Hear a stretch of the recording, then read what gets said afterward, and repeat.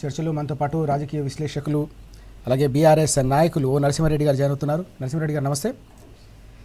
నరసింహారెడ్డి గారు, మనం చూస్తూ ఉన్నాం వాస్తవానికి పాలమూరు రంగారెడ్డి ప్రాజెక్టుకు ఏ రకంగా మరణ శాసనం రాస్తోందో కాంగ్రెస్ ప్రభుత్వం అనే దానిపై నిన్న పూర్తి స్థాయిలో మాజీ మంత్రి హరీష్ రావు గారు అసెంబ్లీ వేదికగా గతంలో మాట్లాడారు. తాజాగా ఏకంగా తెలంగాణ భవన్లో నిన్న పవర్ పాయింట్ ప్రెజెంటేషన్ ద్వారా పూర్తిగా కాంగ్రెస్ సర్కారు పన్నాగాలన్నింటినీ కూడా బయటపెట్టిన సందర్భం మనకు కనిపించింది. కృష్ణా జలాలను ఏ రకంగా పూర్తిగా ఏపీకి రాసిచ్చేలాగా కుట్రలు కొనసాగుతున్నాయో ప్రతి అంశాన్ని కూడా ఆధారాలతో సహా బయటపెట్టిన విషయాన్ని మనం చూసాం. ఎట్లా చూడాలి ఓవరాల్గా నిన్న జరిగిన ఈ పవర్ పాయింట్ ప్రెజెంటేషన్?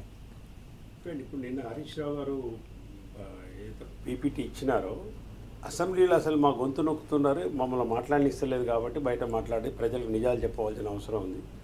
స్పీకర్ గారి యొక్క పక్షపాత ధోరణి, ఆ స్థానంలో ఉన్నవారు చేయవలసిన పని కాదు అది. కాబట్టి బయటకు వచ్చి ప్రజల ముందు, మీడియా ముందు నిజాలు నిన్న చెప్పడం జరిగింది. దాని గురించి మరి కాంగ్రెస్ నాయకులు అయితే ఇంతవరకు ఏం మాట్లాడతలేరు. కాబట్టి నిన్న జరిగింది ఈ పాలమూరు రంగారెడ్డి కానీ కృష్ణా జలాల వాటాలు కానీ ఎప్పుడు మొదలైంది అనేది మనం ఒకసారి తెలంగాణ ప్రజలు జ్ఞాపకం చేసుకోవాలి.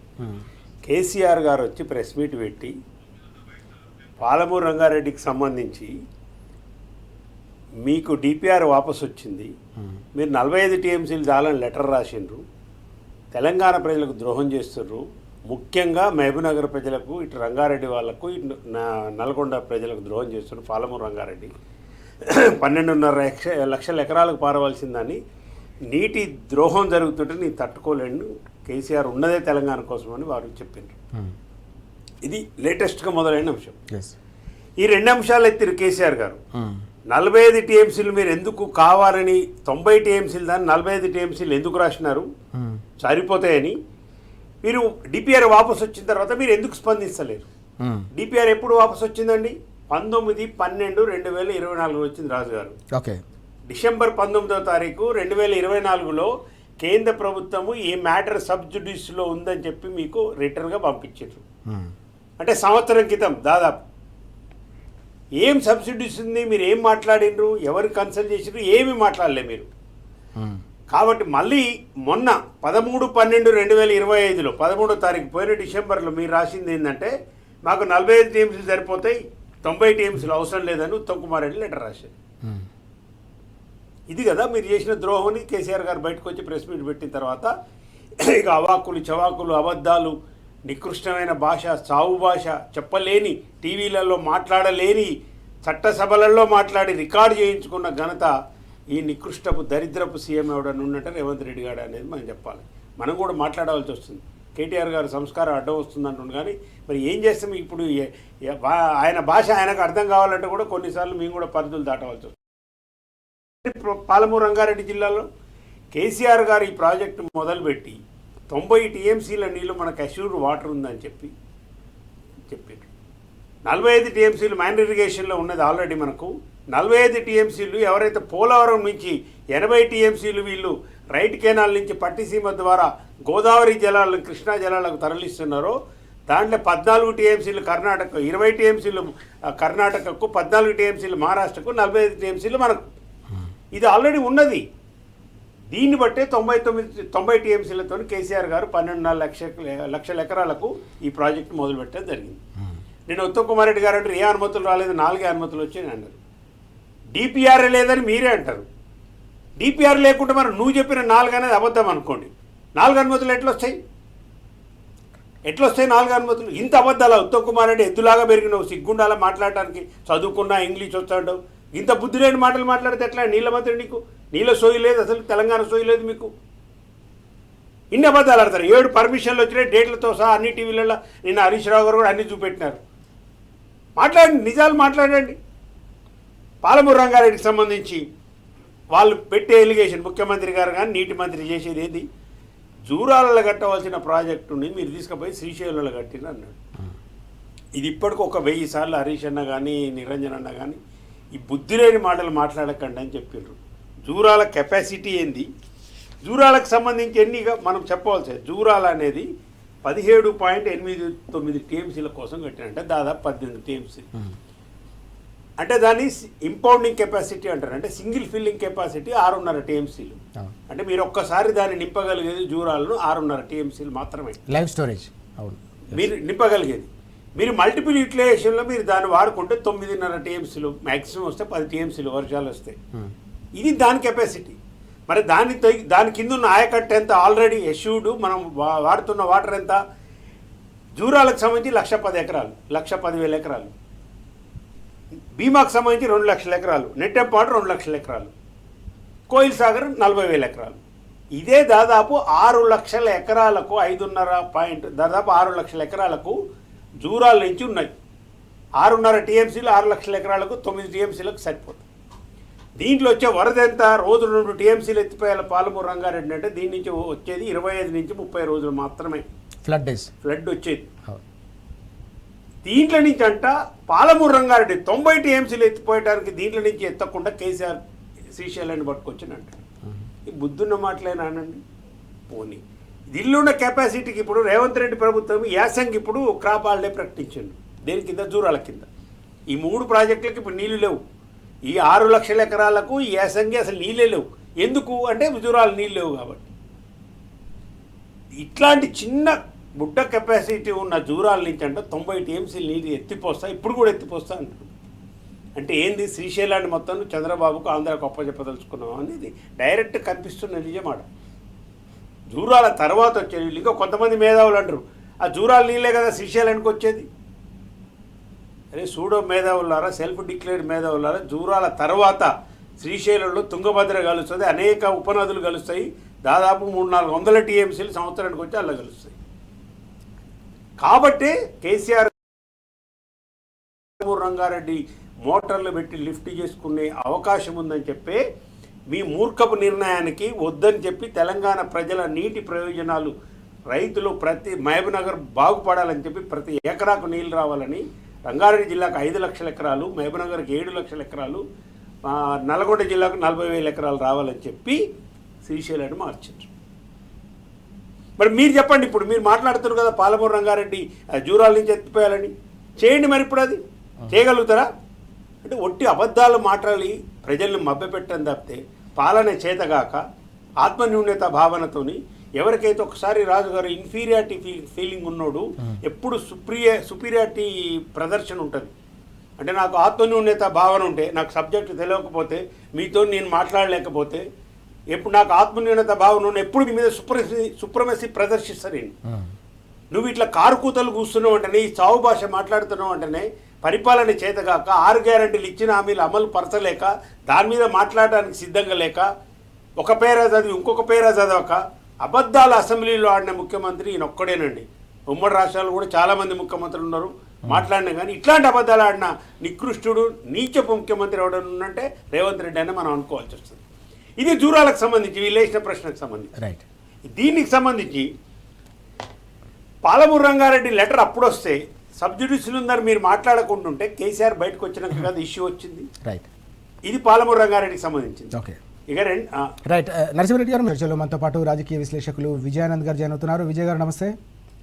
నమస్తే, good morning. Good morning Vijay గారు. మనం చూస్తే పవర్ పాయింట్ ప్రెజెంటేషన్ చాలా కీలకమైన అంశంపై మాజీ మంత్రి హరీష్ రావు గారు ఇచ్చిన సందర్భాన్ని మనం చూసాం. కృష్ణా జలాల్లో అలాగే పాలమూరు రంగారెడ్డి ప్రాజెక్టు ఏ రకంగా కాంగ్రెస్ సర్కారు ద్రోహం చేస్తుందో, అన్యాయం చేస్తుందో పూర్తిగా ఆధారాలతో సహా నిన్న పవర్ పాయింట్ ప్రెజెంటేషన్లో హరీష్ రావు గారు వివరించిన సందర్భాన్ని మనం చూసాం. ఎట్లా చూడాల్సిన అవసరం కనిపిస్తుంది? ప్రస్తుతం ఈ అంశాన్ని కేసీఆర్ గారు లేవనెత్తిన తర్వాత మొత్తం ఈ అంశంపైనే గత కొన్ని రోజులుగా చర్చ జరుగుతున్న పరిస్థితిని మనం చూస్తూ ఉన్నాం. చాలా రోజుల తర్వాత బయటకు వచ్చిన కేసీఆర్ గారు పుట్టలో పొగ పెట్టాడు, మంట పెట్టాడు. ఇప్పుడు మొత్తం పాములన్నీ బయటకు వచ్చేస్తున్నాయి. దానిలో నుంచి వచ్చినటువంటి వ్యవహారం అంతా ఇప్పుడు మనకు స్పష్టంగా కళ్ళకు కట్టినట్టు ఓపెన్ అవుతున్నది. ఎప్పుడైతే కేసీఆర్ గారు వచ్చి పాలమూరు మీద ఒక ప్రెస్ మీట్ పెట్టారో, అసెంబ్లీ పెట్టి దాని మీద ప్రత్యేకంగా సమావేశం అని పెట్టి మాట్లాడాల్సిన పరిస్థితి ప్రభుత్వానికి ఏర్పడ్డది. అంతేకాదు, మేము పాలమూరు రంగారెడ్డిని మేము ఎక్కడ కూడా తగ్గము, మేము చేస్తామని చెప్పి ప్రకటించుకొని ప్రమాణాలు చేయాల్సిన పరిస్థితికి తీసుకురాగలిగాడు. అది ప్రతిపక్షంగా బీఆర్ఎస్ పార్టీ సాధించినటువంటి తెలంగాణ ప్రజల పక్షాన మళ్ళొకసారి వాళ్ళకి తమ హక్కులను సాధించడం కోసము చేసినటువంటి కృషికి అది విజయము.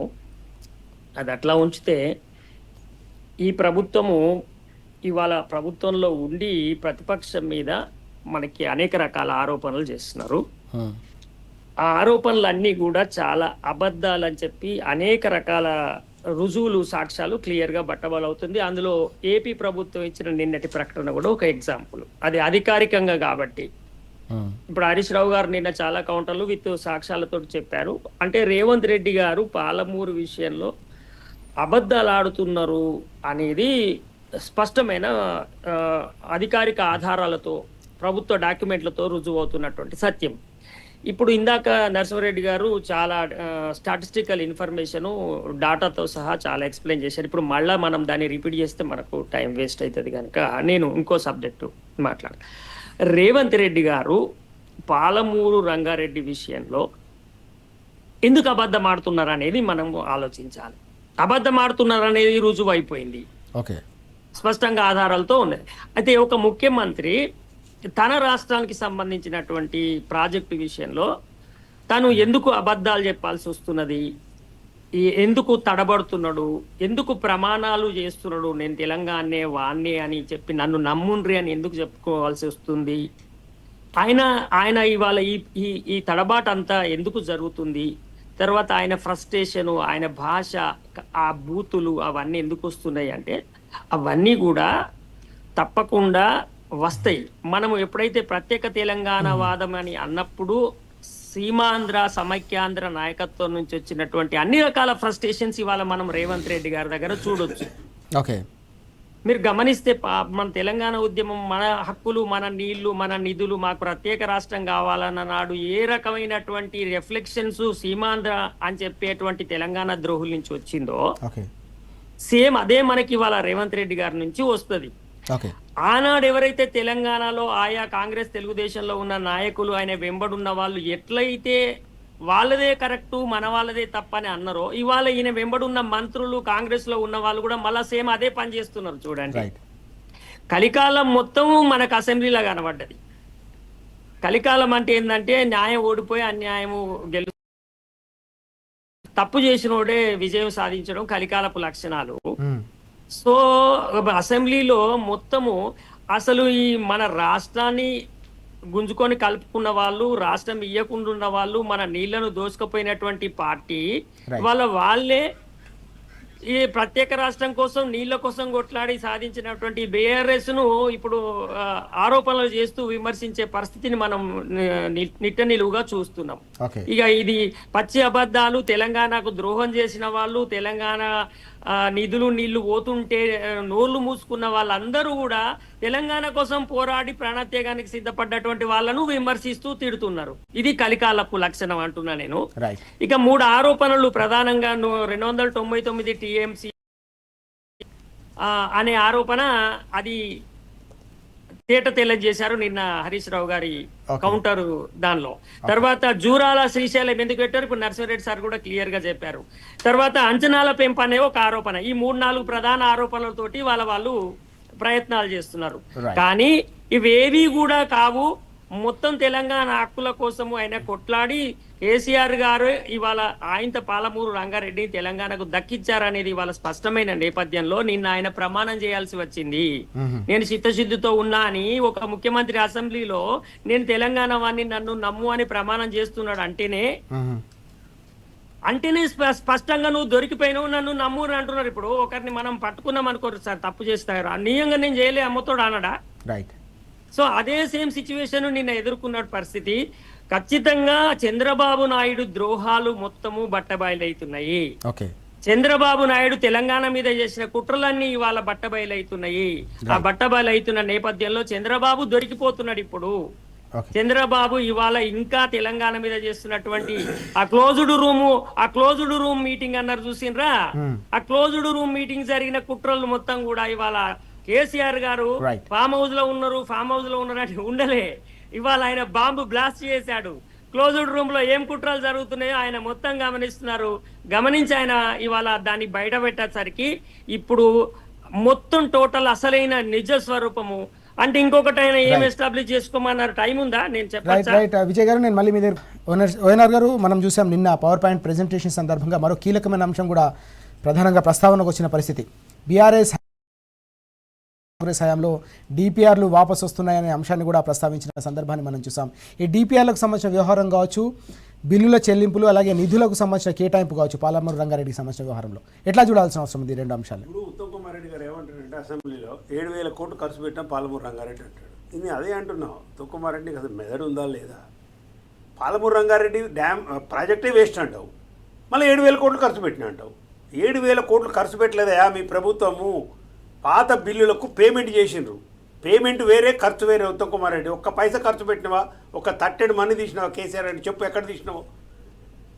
ఎక్కడ డిస్ట్రిబ్యూటర్ కెనాల్ తీసినావా? ఏం తీసినావో చెప్పు. అరే ఒట్టెం పాపలు మునిగిపోతే సిగ్గులేదు మీకు, ఇంతవరకు దాన్ని రివైవ్ చేయలేదు మీరు. పాలమూరు రంగారెడ్డి ఎంత పెద్ద అంటే శాశ్వతంగా తెలంగాణకు వచ్చే హక్కులు నిలబెట్టుకోవాలి కృష్ణాలో, ప్లస్ మహబూబ్నగర్ జిల్లా శాశ్వత కరువు నుంచి బయటపడాలని ఈ మధ్యకాలంలోనే తుమ్మెళ్ళ కావచ్చు మిగతా అన్ని కూడా లిఫ్ట్ ఇరిగేషన్లు ఇచ్చి దాదాపు 10 లక్షల ఎకరాలు తీసుకొచ్చి దీన్ని స్థిరీకరించాలని చెప్పి మహబూబ్నగర్ సంబంధించి మొత్తం ప్రాజెక్టు 12.5-13 లక్షల ఎకరాలకు కేసీఆర్ గారు డిజైన్ చేసి 27,000 కోట్ల 5,000 కోట్లు మా ప్రభుత్వం ఖర్చు పెట్టి 27,000 కోట్లు ఖర్చు పెట్టింది. 27 ఎకరాల భూమిని సేకరించినాం, 27,000 కోట్లు ఖర్చు పెట్టినాం, 27 ఎకరాల భూమిని కేటాయించినాం. 4 పంప్ హౌజులు కంప్లీట్ చేసినాం, 5 రిజర్వాయర్లు కంప్లీట్ చేసినాం. మీరు చెప్పండి ఇప్పుడు, ఇప్పుడు టీనీస్ కానీ మిగతా మీడియా ఎవరైనా పోయి చూసి రేపు ఇప్పుడు ఈ రిజర్వాయర్ నార్లాపూర్ 95% రిజర్వాయర్ కంప్లీట్ అయిందని చెప్తున్నాం. ఏదులో 100% అయిపోయింది, దాన్ని ట్రయల్ రన్ కూడా చేసినాం, అక్కడ ఒక మోటార్ కూడా రన్ చేసి పెట్టినాం, రన్ కూడా చేసినాం. ఒట్టెం దరిదాపు 95% అయిపోయింది, దీంట్లోనే ఒట్టెం రిజర్వాయర్ దానికి మీకు అది కూడా ఇంతవరకు దిక్కులేదు. కరివేనా 100% అయిపోయింది, ఒక్క ఉద్దుండాపూర్ ఒక్కటే కొంత ఏది ల్యాండ్ ఎక్వేషన్ కాక 65-70% అయిపోయింది. ఇది వాస్తవం. దీంట్లో జరిగిన కుట్ర ఏంటంటే యాక్చువల్గా వీళ్ళు పవర్లోకి రాగానే రేవంత్ రెడ్డి చేసిన కుట్ర ఏంటంటే పాలమూరు రంగారెడ్డిలో ఉన్న కొడంగల్ నారాయణపేట ఎకరేజీని మొత్తం కూడా 2 లక్షల ఎకరాలను పక్కన తీసుకొచ్చి రంగారెడ్డికి రావాల్సిన 3 లక్షల ఎకరాలను తీసుకొచ్చి అక్కడ అని చెప్పి 3 లక్షల ఎకరాలు దీంట్లో నుంచి కట్ చేసి ఈ టెండర్లను పాలమూరు రంగారెడ్డికి సంబంధించిన దాదాపు 7,000 కోట్ల టెండర్లను రద్దు చేసి రద్దుపరిచి ఉన్న టెండర్లను పనులు ఆపి ఇప్పుడు నారాయణపేట కొడంగల్ లిఫ్ట్ ఇరిగేషన్కి 7,000 కోట్లు ఈయన శాంక్షన్ చేసిండు సపరేట్గా. ఇది జరిగిన కుట్ర. అందుకే 45 TMCలు చాలంటారు మీరు. ఇక రంగారెడ్డి దరిదాపు మొత్తం బిల్డ్ చేసినమే, రంగారెడ్డి ఎకరేజ్ మొత్తం కట్ చేసిండు. ఇది అసలు కుట్ర మీరు చేసింది. ఇక డిపిఆర్ఏ రాలేదంటే పర్మిషన్లు ఎట్లా వచ్చాయి? 7 పర్మిషన్లు వచ్చినాయి. అటవీ శాఖ పర్మిషన్ వచ్చింది, కేంద్రానికి దరిదాపు 7 పర్మిషన్లు ఉన్నాయి. నారీశ్వరరావు అన్న మొత్తం చెప్పిండు. మరి మీరేం చేసారో చెప్పండిగా. అంటే ఇప్పుడు ఏం చేస్తారు మళ్ళీ? ఎప్పుడైనా కానీ ఇప్పుడు ప్రాజెక్టులు, తెలంగాణ ప్రాజెక్టులు, కృష్ణా ప్రాజెక్టులు కేఆర్ఎండ్బికి ఒప్పజెప్పుతాము. ఆల్రెడీ కేసీఆర్ ఒప్పజెప్పిండు, మేము కాదన్నప్పుడు కేసీఆర్ గారు వచ్చి నల్గొండలో గర్జన చేస్తే మీటింగ్ పెడితే లక్షల మందితోని అప్పుడేం చేశారు? అసెంబ్లీలో తీర్మానం చేసి అప్పజెప్పబోము అని తీర్మానం చేసి పంపింది. నిన్న కూడా ఏమైంది చూడండి, ఎంత డబుల్ స్టాండర్డ్ అంటే అసలు ఏమన్నారు? దీనికి ఏది రుజువురాళ్ళ కట్టాలి, అన్నీ చేయాలని అన్నారు. 45 చాలా నువ్వే లెటర్ రాసినావు. ఇప్పుడు నీటిపారుదల శాఖ మంత్రి ఉత్తరం రాసిండు 45 TMC చాలు మాకని. నిన్న అసెంబ్లీ తీర్మానం చూసినా మీరు? 90 TMCల కోసం కొట్లాడతాం, 90 TMCల కోసం కొట్లాడతాం, పర్మిషన్లు చేస్తాం, 90 TMCల కోసం కొట్లాడతాం అంటున్నారు. అంటే బీఆర్ఎస్ వచ్చి మాట్లాడితేనే తెలంగాణ నీటి హక్కుల కోసం తెలంగాణ సాధకుడు తొలి ముఖ్యమంత్రి మాట్లాడితేనే మీరు అప్పుడు మేల్కొంటుండ్రు. చంద్రబాబుకు ఇక్కడి నుంచి శాశ్వతంగా కృష్ణా నుంచి గోదావరి నుంచి నీళ్ళు మీరు అంటగట్టే ప్రయోగంలో నీ గురుదక్షిణలో భాగంగా చేసే కుట్రంతా కేసీఆర్ గారు బీఆర్ఎస్ పార్టీ బయట పెడితేనే మీరు రియాక్ట్ అవుతారు. అప్పుడు అసెంబ్లీ తీర్మానం చేసిండ్రు అప్పచెప్ప భూము ప్రాజెక్టులని.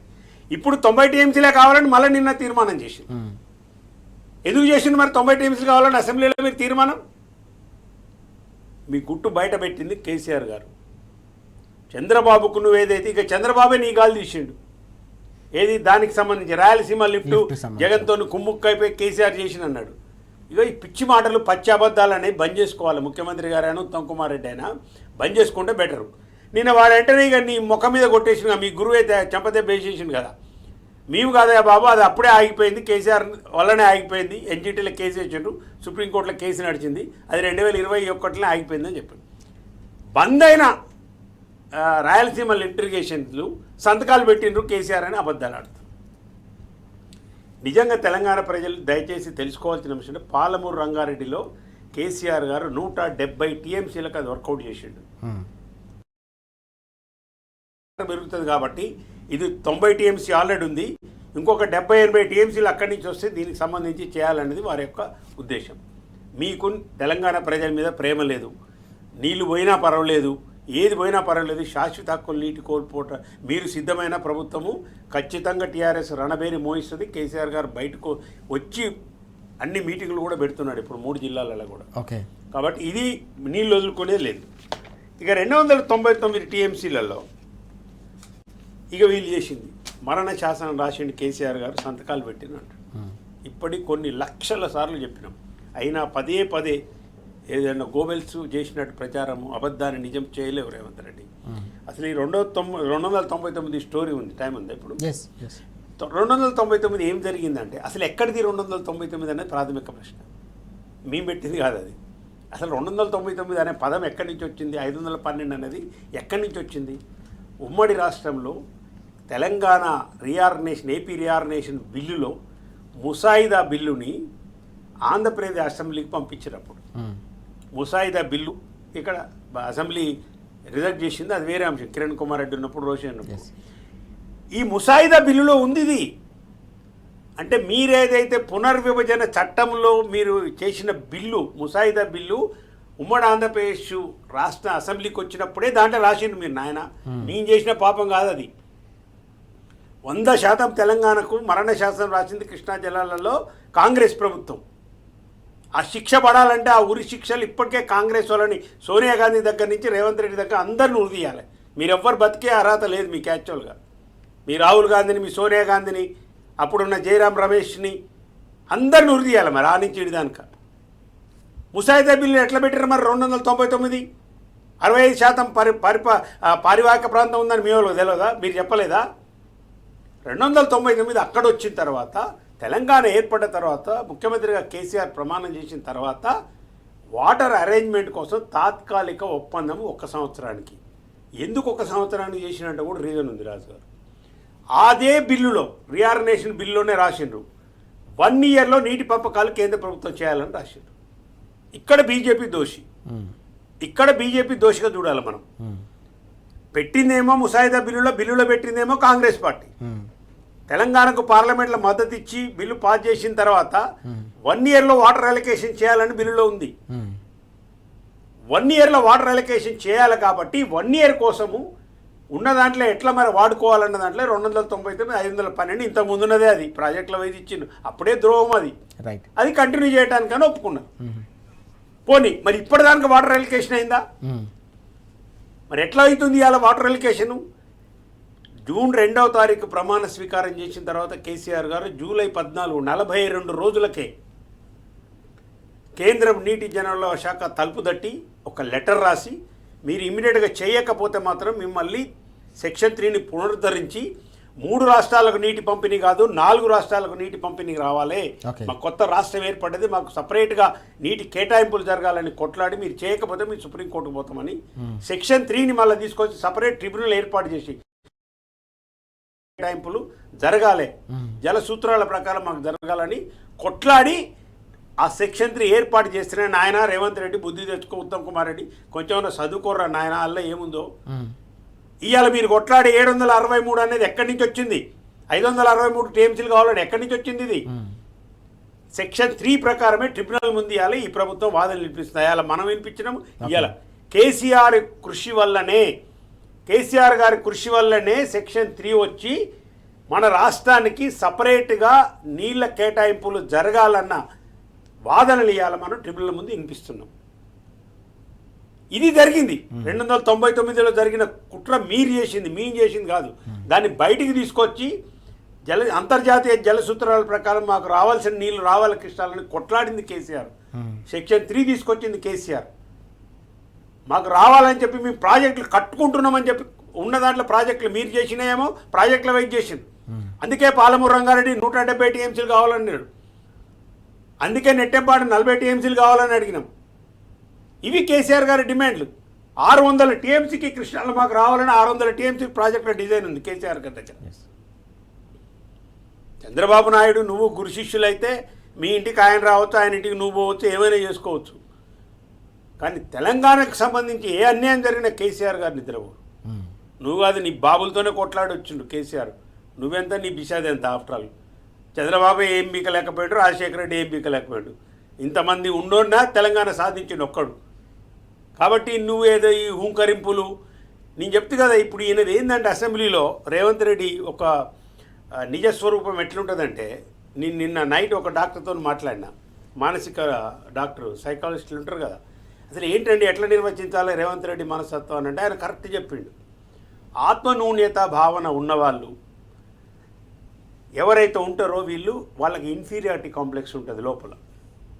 ఇన్ఫీరియారిటీ కాంప్లెక్స్ ఉన్న ప్రతి వ్యక్తి కూడా సుప్రమసీ ప్రదర్శిస్తుంటాడు, సుపీరియారిటీ కాంప్లెక్స్ ప్రదర్శిస్తుంటాడు బయట. సబ్జెక్ట్ లేక, కాంటెంట్ లేక, ఇచ్చిన హామీలు అమలు పరచక, ప్రజలు ఎంటబడి కొడుతుంటే, ప్రశ్నలకు బీఆర్ఎస్ పార్టీ అడిగే ప్రశ్నలకు జవాబు చెప్పలేక ఉన్న ఇన్ఫీరియారిటీ ఆత్మన్యూన్యత భావం నుంచి ఒక సుప్రమసీ ప్రదర్శించే క్రమంలో వచ్చే అబద్ధాలు, బూతులు, ఇక ఎన్ని చెప్పాలని నికృష్ట భాష, సాగు భాష, ఎంత ఘోరం అండి. ముఖ్యమంత్రి మాట్లాడే కేసీఆర్ గారు అసెంబ్లీకి వస్తే ఆయన గౌరవానికి ఎలాంటి భంగం కలగకుండా నేను చూసుకుంటా అని అంటాడు. మరి అదే అసెంబ్లీలో కదా నువ్వు చావు భాష మాట్లాడింది. తెలంగాణ ప్రజలలో అన్ని రికార్డ్ అవుతాయి. రేవంత్ రెడ్డి, నీకు తెలంగాణ గురించి తెలియదు. ఉద్యమ ద్రోహి నువ్వు, తెలంగాణ ద్రోహి. ఆయనకు చంద్రబాబు దాంట్లో ఉన్నావు. గన్ పట్టుకొని ఉద్యమకారుల మీద పోయినవి నువ్వు. తెలంగాణ సోయి లేదు అసలు. తెలంగాణ ఉద్యమంలో ఒక్క ఫోటో చూపించమని అడుగుతున్నాను రేవంత్ రెడ్డి. నేను ఎన్నడైనా కానీ నువ్వు తెలంగాణ ఉద్యమంలో తెలంగాణ కావాలా మాకు అని ఉన్న దాంట్లో నువ్వు ఒక్క ఫోటో చూపించి ఎక్కడన్నా. 2001 నుంచి 2014 వరకు నువ్వు టీడీపీ రాజీనామా, 2017 వరకు రాజీనామా చేసినంత వరకు, 14 వరకు నువ్వు లేనే లేవు. జేఏసీలో లేవు, వంటవార్పులో లేవు. జయశంకర్ గారితో ఫోటో ఉంటే చూపించు, ఒక్క ఫోటో చూపించు. ఏ ఉద్యమంలో పాల్గొన్నావు? నీకు ఏం చరిత్ర ఉంది? చరిత్రహీనుడి నువ్వు తెలంగాణలో. నీకు చరిత్ర అనేదే లేదు. ఉన్న చరిత్ర ఒకటే, దొంగ చరిత్ర ఉంది. రేవంత్ రెడ్డి జవాబు చెప్పవలసిన అవసరం లేదు. నువ్వు ఎందుకు జైలుకి పోయినావో చెప్పు, స్పష్టంగా చెప్పు. ఎందుకు జైలుకి పోయినావో చెప్పు. నువ్వు ఫాల్స్ కేసు అంటున్నావు, ఫాల్స్ కేసు తర్వాత సంగతి. నిన్ను అసలు ఎందుకు అరెస్ట్ చేసిండు పోలీసు వాళ్ళు? తెలంగాణ సమాజం మర్చిపోలే రేవంత్ రెడ్డి. నువ్వు ముఖ్యమంత్రి అయినా నీ ఉద్యమ ద్రోహి తెలంగాణ ద్రోహ చరిత్ర ప్లస్ నువ్వు 50 లక్షలు సూట్ కేసు పట్టుకొని ప్రజాస్వామికంగా ఎన్నుకోబడ్డ కేసీఆర్ గారి ప్రభుత్వాన్ని కూల్చడానికి నువ్వు నీ గురువు కలిసి చేసిన కుట్ర, ఓటుకు నోటు కేసు అనేది ఇప్పుడు నడుస్తుంది. నీ చిల్లర వేషాలు, మీ గురువు గారు చెప్తే 50 లక్షలు పట్టుకొని ఒక ఎమ్మెల్యేని కొనడానికి ఎమ్మెల్సీ ఎన్నికల కోసం నువ్వు పోయింది చరిత్ర. అది ఈ చరిత్ర ఉంది, నీకు ఈ చరిత్ర ఉంది. అంటే తెలంగాణ ఏర్పడకముందు తెలంగాణ ద్రోహ చరిత్ర ఉంది. టీడీపీ పార్టీ నుంచి గన్లు పట్టుకొని పోయి తెలంగాణ ఏర్పడిన తర్వాత నీ చరిత్ర ఏంది? 14 తర్వాత అంటే ఏర్పడ్డ ప్రభుత్వాన్ని, ప్రజాస్వామికంగా ఏర్పడ్డ ప్రభుత్వాన్ని కూల్చడానికి చేసిన కుట్ర ఉంది. ఇది నీ చరిత్ర. ఉన్న పదవులు వదిలిపెట్టి త్యాగం చేసి ఒకే ఒక్కడిగా నిలబడి మళ్ళీ చంద్రబాబు నాయుడిని వ్యతిరేకించి పార్టీ పెట్టి కేంద్రంతో అన్ని చేసి కొట్లాడి 14 సంవత్సరాలు ఉద్యమం చేసి తెలంగాణ సాధించిన చరిత్ర కేసీఆర్ది. నీది విద్రోహ చరిత్ర, తెలంగాణ ద్రోహ చరిత్ర, ప్రభుత్వాన్ని కూల్చే చరిత్ర, బ్యాగులు మోసిన చరిత్ర నీది. నువ్వు అన్నటువంటి ఇవాళ ఏదో మోసం చేసి ప్రజలు ఏదో అప్రమత్తంగా ఉండి కొంచెం జాగ్రత్తగా లేక చేసిన దాంట్లో నాదే, ఇక నేనే వీరుణ్ణి శూరుని అంటే సిపాయిని అంటే ఎవరు ఒప్పుకోరు. ఆల్రెడీ అన్ని రికార్డ్ అవుతున్నాయి. దయచేసి సాగు భాష మాటలు బంద్ చేసేయి. నువ్వు ఆత్మన్యూన్యత భావం నుంచి బయటికి రావాలంటే ప్రజలకు ఇచ్చిన హామీలు మీరు నెరవేర్చాలి. ఈ డైవర్షన్ పాలిటిక్స్ బంద్ చేయాలి. ఇక అసెంబ్లీలో ఏం చర్చ జరగాలండి? యాక్చువల్గా స్పీకర్ గారు కూడా నా విజ్ఞప్తి, ఏం చర్చ జరగాలి? స్పీకర్ గారు యూరియా గురించి మాట్లాడొద్దంటారా బీఆర్ఎస్ ఎమ్మెల్యేలను? తుమ్మల నాగేశ్వరరావు యూరియా కొరత లేదంటాడు. అరే ఫోటోలు అన్ని పేపర్లు, నీకు డబ్బా కొట్టే పత్రికల్లో కూడా వస్తున్నాయి కదా, నీ డబ్బా కొట్టే టీవీలలో కూడా వస్తుంది కదా. చూపించొద్దు అనుకున్నా కానీ చూపించవలసిన పరిస్థితికి వాళ్ళు కూడా నెట్టివేయబడ్డారు కదా. చలిలో రైతులు, మహిళా రైతులు, పిల్లలు క్యూలో నిలబడుతుంటే. రైట్. కాబట్టి ఇది నువ్వు తెలుసుకోవాల్సింది ఏంటంటే ఫస్ట్ ఇచ్చిన హామీలు నెరవేర్చండి. కేసీఆర్ని తిట్టి ఇంకోళ్ళని తిట్టి ఈ చావు భాష మాట్లాడితే ప్రజలు ఏమి, నీవు ఇచ్చిన హామీలు నెరవేర్చవలసిందే. ఇంకోటి మీరు ఎంత తిట్టినా మేము ఆ స్థాయికి దిగదారం. సంస్కారం కేటీఆర్ గారు నిన్న చెప్పినట్టు నువ్వు ఎంత మాట్లాడినా నీ వెంటబడుతూనే ఉంటాము. నీ గల్ల పట్టేదే 6 హామీలు అమలు చేయవలసిందే, లేకుంటే ప్రజలకు మీరు క్షమాపణ చెప్పవలసిందే, మీరు పదవులు వదిలిపెట్టి దిగిపోవాల్సిందే, దగ్గరికి వచ్చింది అనేది గుర్తుపెట్టుకోవాలి. ఎస్, మనం చూస్తూ ఉన్నాం ఎన్ని రకాల అటెన్షన్ డైవర్షన్ పాలిటిక్స్ చేసినా, పన్నాగాలు చేసినా కూడా తెలంగాణ ప్రజల పక్షాన తెలంగాణ హక్కుల కోసం నిరంతరం బీఆర్ఎస్ పోరాడుతూనే ఉంటుంది. తప్పకుండా జల హక్కుల విషయంలో కూడా మరో మహోద్యమానికి కేసీఆర్ గారి సారథ్యంలో సిద్ధమవుతా ఉంది బీఆర్ఎస్ పార్టీ అని కూడా ఓఎన్ఆర్ గారు చెప్తున్న అంశాన్ని మనం చూస్తున్నాం. నిన్న హరీష్ రావు గారి పవర్ పాయింట్ ప్రజెంటేషన్లో చాలా కీలకమైన అంశాలు మాట్లాడారు. అందులో అనేకమైన అంశాలు ఉన్నాయి. అందులో ప్రధానంగా మనకు కనిపించింది వాస్తవానికి కేసీఆర్ గారి హయాంలో దాదాపు 10 ఏళ్ల కాలంలో శాశ్వతంగా సాగునీటి కష్టాలు తీర్చేందుకు ప్రాజెక్టుల నిర్మాణం చేపడితే ఇప్పుడు కాంగ్రెస్ అధికారంలోకి వచ్చిన తర్వాత కొత్త ప్రాజెక్టులు మాట దేవుడెరుగు ఉన్న ప్రాజెక్టులకు కూడా జల సమాధి కడతా ఉన్నారు. శాశ్వతంగా తెలంగాణ రైతుల హక్కులను కాలరాస్తా ఉన్నారు. దక్షిణ తెలంగాణను పూర్తిగా ఎడారిగా మార్చే కుట్ర కొనసాగుతుందనే అంశాన్ని కూడా ప్రస్తావించిన సందర్భం. ఎట్లా చూడాలి మనం ఓవరాల్గా ఈ అంశాన్ని? మొదటి నుంచి ఆంధ్ర తెలంగాణకు నీళ్లు దక్కద్దు, తెలంగాణకు వాళ్ళ వాటా వాళ్ళకు దక్కితే ఆంధ్ర ప్రాంతానికి రావనే ఒక దుర్మార్గంతో చేస్తున్నటువంటి పనులు కొనసాగుతున్నాయి. మీకు దక్షిణ తెలంగాణ ప్రాజెక్టుల విషయంలో కాకుండా మొట్టమొదటిగా ఇప్పుడు ఉత్తర తెలంగాణలో కట్టిన కాళేశ్వరం ప్రాజెక్టు మీద కూడా మొదటి నుంచి విషయం చెబుతున్నారు చంద్రబాబు ఏజెంట్లు. తర్వాత కొంత ఇక్కడ ఉన్నటువంటి కేసీఆర్ గారి మీద వ్యక్తిగతంగా ద్వేషం పెంచుకున్నటువంటి కొంతమంది ఏం చేస్తున్నారంటే మొదటి నుంచి కాళేశ్వరానికి వ్యతిరేకంగా ప్రచారం చేయడం, అది నష్టదాయకమైన ప్రాజెక్టుగా దాన్ని ఎస్టాబ్లిష్ చేయాలనే ప్రయత్నం చేస్తున్నారు. ఎందుకు చేస్తున్నారు అనేది మనకు ప్రశ్న వేసుకోవాలి. మొదలు ఎందుకు చేస్తున్నారంటే ఇక్కడ తుమ్మిడిహెట్టి దగ్గర కడితేనే వయబుల్ అని చెప్పడము, తద్వారా తుమ్మిడిహెట్టి తర్వాత వస్తున్నటువంటి మొత్తం నీళ్లు మనకి తెలంగాణకు దక్కకుండా ఆంధ్రాకు వెళ్ళిపోవాలనేటువంటి ఆ ప్రయత్నంలో భాగంగా తుమ్మిడిహెట్టి జరగాలి. ఒకవేళ అట్లా మీరు జరపకపోతే మీరు అవినీతికి పాల్పడ్డట్టు అని ఒకటి తెలంగాణ నాయకత్వం మీద అవినీతి ముద్ర వేసి ప్రాజెక్టులను కొనసాగకుండా చేయాలనేటువంటి ఒక మానసికమైన ఒత్తిడి తీసుకురావడం. మీరు ఇక్కడ కడితేనేమో సరే, అంటే ఆంధ్రాకు నీళ్లు పోయేటట్టు కడితేనేమో మంచిది, లేదు ఆంధ్రాకు నీళ్లు పోకుండా ఎక్కువగా మనకు నీళ్లు వచ్చేటట్టుగా బడ్జెట్ పెంచి మనకు నీళ్లు తెచ్చేటట్టు ఉంటే దీనిలో మొత్తం అవినీతి జరిగిందని చెప్పి ఒక ప్రచారం చేయడం ద్వారా మానసికంగా ప్రెజర్ చేసి ఎక్కడ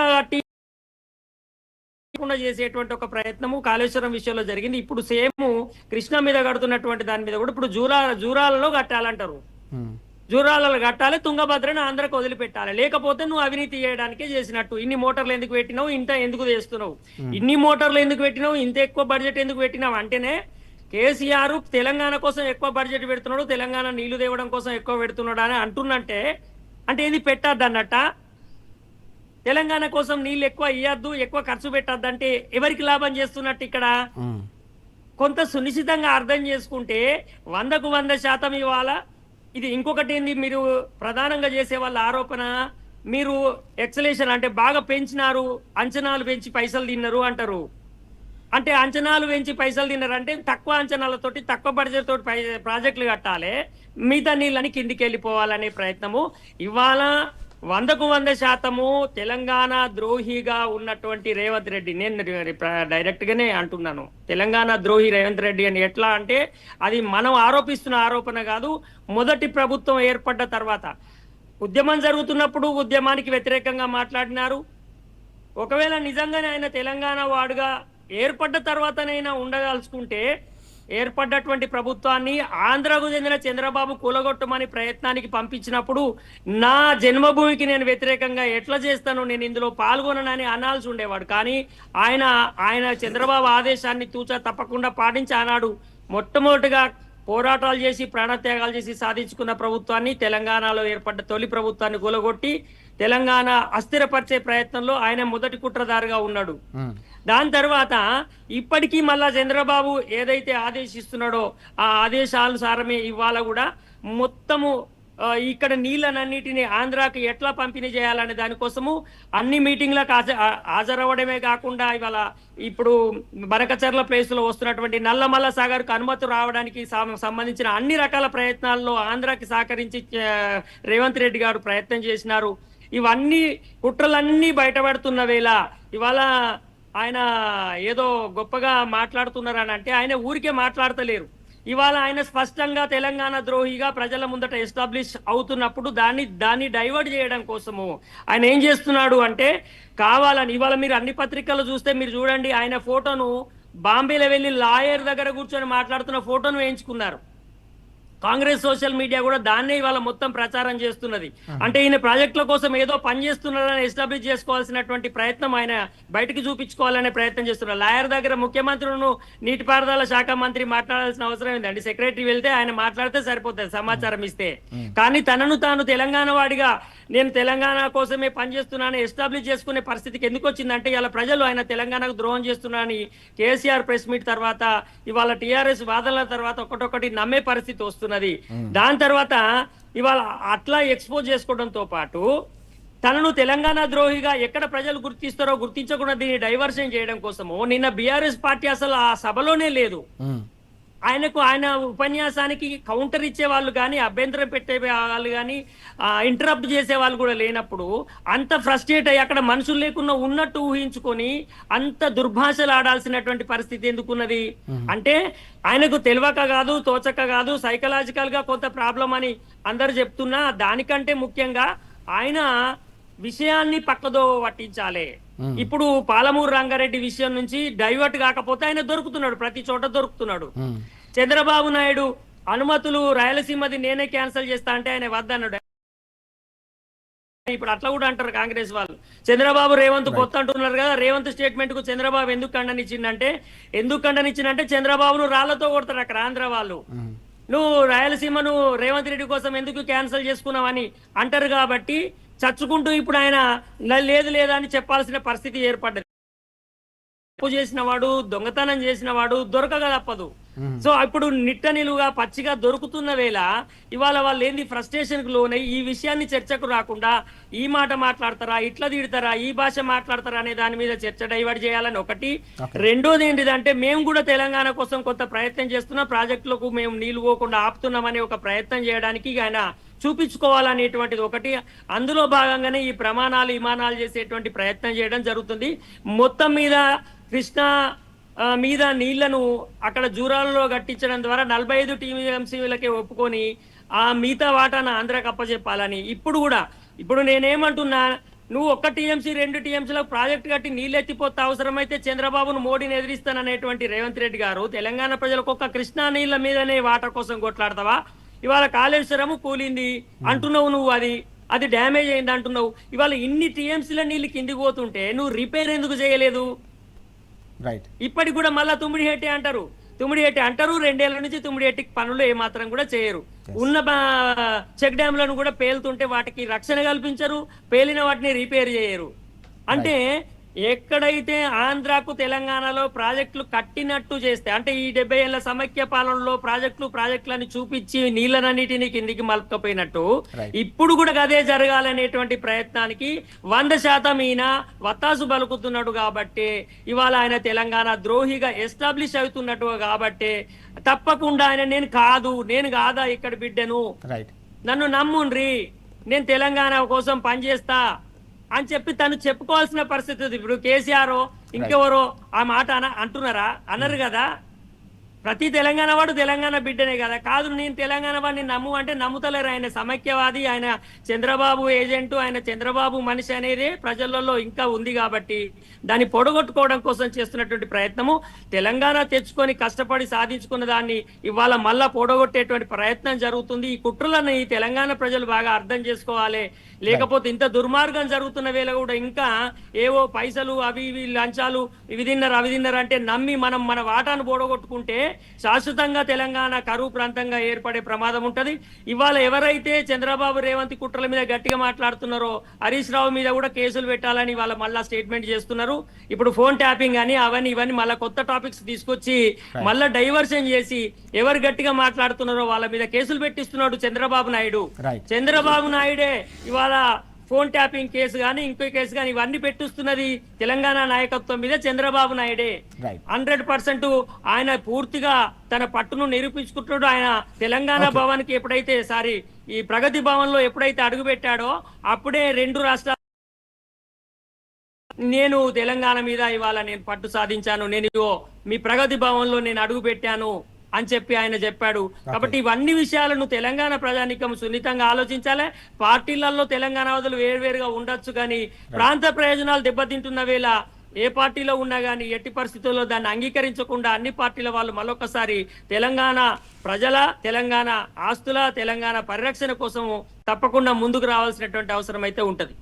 మనం చూస్తున్నాం కేసీఆర్ గారి సారథ్యంలో చావు నోట్లో తలబెట్టి తెలంగాణను సాధించుకుంటే కేవలం 10-12 ఏళ్ల కాలంలోనే మళ్ళీ కాంగ్రెస్ అధికారంలోకి రాగానే మళ్ళీ సమైక్య రాష్ట్రం నాటి కుట్రలు, కుతంత్రాలు, పన్నాగాలు, తెలంగాణపై పూర్తిగా కక్ష సాధింపులు కొనసాగుతున్న వేళ ఈ కక్షలను, ఈ కుట్రలను తెలంగాణ సమాజం అర్థం చేసుకోవాల్సిన అవసరం ఉంది. దీంతోపాటు అటెన్షన్ డైవర్షన్ టాక్టిక్స్ ఏవైతే ఉంటాయో వాటిని కూడా తప్పకుండా తెలంగాణ ప్రజలు పూర్తిగా చైతన్యవంతంగా తిప్పికొట్టాల్సిన అవసరం ఉందని విజయ్ గారు పిలుపునిస్తున్న సందర్భాన్ని మనం చూస్తా ఉన్నాం. ఓఎన్ఆర్ గారు, అసెంబ్లీ సాక్షిగా కూడా కేవలం బహిరంగ సభలోనే కాదు, అసెంబ్లీ సాక్షిగా కూడా రాష్ట్ర ప్రజలను ప్రభుత్వం తప్పుదో పట్టిస్తుంది, పూర్తిగా అబద్ధాలతో అలాగే కుట్రలు, కుతంత్రాలతో ప్రజల దృష్టిని మళ్లించే కుట్ర చేస్తుందని నిన్న బీఆర్ఎస్ వర్కింగ్ ప్రెసిడెంట్ కేటీఆర్ గారు కూడా తీవ్రస్థాయిలో ముఖ్యమంత్రిపై కూడా తీవ్రస్థాయిలో విరుచుకుపడిన అంశం మనం చూస్తూ ఉన్నాం. ఎట్లా చూడాలి జలద్రోహానికి సంబంధించిన వ్యవహారం కావచ్చు, ఇతర అంశాలపై నిన్న కేటీఆర్ గారు ప్రస్తావించిన అంశాలే? ఇప్పుడు కేటీఆర్ గారు చెప్పింది వాస్తవం అండి. ప్రధానమంత్రి మోడీ పైన ఉన్న ఆయన, మన పక్క రాష్ట్ర ముఖ్యమంత్రి చంద్రబాబు నాయుడు, ఇక్కడున్న రేవంత్ రెడ్డి, వీళ్ళు ముగ్గురు కూడా వీళ్ళ పొలిటికల్ క్యారియర్ మొత్తం కూడా మీరు గమనిస్తే వీళ్ళు తెలంగాణకు పచ్చి వ్యతిరేకులు. తెలంగాణ రాష్ట్ర ఏర్పాటును అన్ని విధాల వ్యతిరేకించిన వాళ్ళు వీళ్ళు ముగ్గురు. ఆయన కామెంట్స్ మనం చూసినాం, తల్లిని చంపి బిడ్డను బయటికి తీసుకురన్నారు, ప్రధానమంత్రి స్థాయిలో ఉండి, హోదాలో ఉండి. ఇక చంద్రబాబు నాయుడు అయితే ఇప్పటికి కూడా ఈ తెలంగాణ రాష్ట్రం, హైదరాబాద్ నేనే ఒక విఫల రాష్ట్రంగా చూపించాలని ఆయన ప్రయత్నం. ఇక చంద్రబాబు నాయుడు యొక్క శిష్యుడు ఈయన ప్రయత్నం ఏంది? ఓటుకు నోటు కోసం మోడీ మెప్పు పొందాలి. ఇక ఈ చంద్రబాబు నాయుడు ఏం చెప్తే అది చేయాలనే పద్ధతిలో ఈయన తెలంగాణ ద్రోహి. వీళ్ళు ముగ్గురి కాంబినేషన్ ఇవాళ తెలంగాణ రాష్ట్రానికి, తెలంగాణ రాష్ట్ర ప్రయోజనాలకు, తెలంగాణ నీటి హక్కులకు సంబంధించి కానీ శాశ్వతంగా తెలంగాణను ఒక పద్ధతులలో కూని చేయాలనే పద్ధతులు వీళ్ళు ముగ్గురు ఆలోచనలు ఉన్నాయి. ఇక్కడ తెలంగాణ ప్రజలు దయచేసి అప్రమత్తంగా ఉండాలి. ఇవాళ ఏం కుట్ర జరుగుతుందండి? రేవంత్ రెడ్డి ఏం చెప్తున్నాడు? సమైక్య రాష్ట్రంలోనే తెలంగాణ బాగుండే, కేసీఆర్ పరిపాలన 10 సంవత్సరాల పరిపాలననే తెలంగాణ ఎక్కువ ధ్వంసమైంది, మేము రిపేర్ చేస్తున్నాం ఇప్పుడిప్పుడే అని చెప్తున్నాడు. ఎంత సిగ్గులేని మాటలు అంటే. నేనేమంటున్నా, కాంగ్రెస్ నాయకులు రేవంత్ రెడ్డి అయినా ఏదో ఒక డిబేట్కు నువ్వు నిలబడు. 2014 కంటే ముందు 56 నుంచి, ఆ మాట కోసం 56 నుంచి 2014 వరకు మీరు మీ గురువే పరిపాలనే ఉంది, కాంగ్రెస్ టీడీపీ పరిపాలనే ఉంది.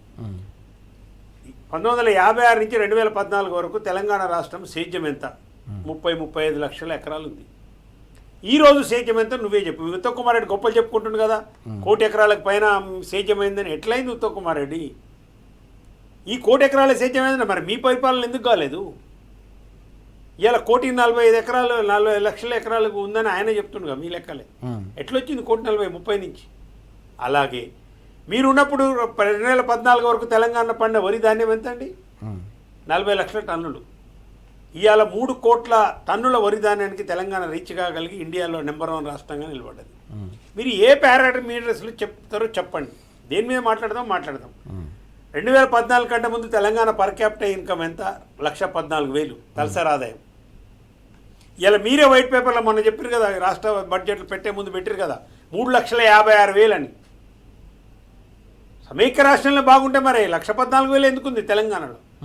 మీరు పెట్టిన ప్రాజెక్టులు, రాజశేఖర రెడ్డి కావచ్చు, అంతకుముందున్న ముఖ్యమంత్రి కావచ్చు, మిగతా వాళ్ళు కావచ్చు, చంద్రబాబు నాయుడు కానీ తెలంగాణ కట్టిన ప్రాజెక్టులన్నీ కాంప్లికేట్ చేసి ఈ ప్రాజెక్టులు ఎట్టి పరిస్థితుల్లో ముందుకు పోకుండా ఉండే విధంగా డిజైన్ చేసిందే జూరాల పిచ్చోడా. అందుకే జూరాల పెట్టిండ్రు. అది అందుకే అక్కడ తమ్మినేటి దగ్గర పెట్టిండ్రు. అక్కడ వైల్డ్ సెంచరీ ఉంటుంది, అక్కడి నుంచి పర్మిషన్లు రావు. ఏళ్ళు ఇక్కడ జూరాల మూతపడ్డది. అయ్యే బాగుండే అంటాడు ఈయన. మరి మీరున్నప్పుడు తెలంగాణ రాకముందు 14 కంటే ముందు జిఎస్డిపి 4,75,000. ఇవాళ మీరే ప్రకటించారు కదా 15,80,000 కోట్లని మీరే ప్రకటించారు. పవర్ యూటిలైజేషన్ తలసరి విద్యుత్ వినియోగం ఎంత? 1,100 యూనిట్లు. మొన్న మీరు ఇచ్చిన వైట్ పేపర్లో ఉంది 2,200 యూనిట్లని. తెలంగాణ భూముల విలువ ఎంత 2014 కంటే ముందు చెప్పు రేవంత్ రెడ్డి. నీ మహబూబ్నగర్ జిల్లాలో ఎంత? 50. ఇవాళ ఎక్కడైనా కానీ 10 సంవత్సరాల తర్వాత ఇవాళ నువ్వు వచ్చిన దాకా దరిద్ర పాలన వల్ల మళ్ళీ తగ్గింది. కేసీఆర్ చేసింది ఏంటంటే ప్రజల ఆస్తుల విలువ పెంచిండు. భూములు ఇట్లా ఎక్కడ పోయినా కానీ 30-40 లక్షలు తక్కువ లేకుండా ఉండే తెలంగాణలో. ఒక 5 ఎకరాలున్న రైతు ఎంత ఆత్మవిశ్వాసంతో ఉండేది.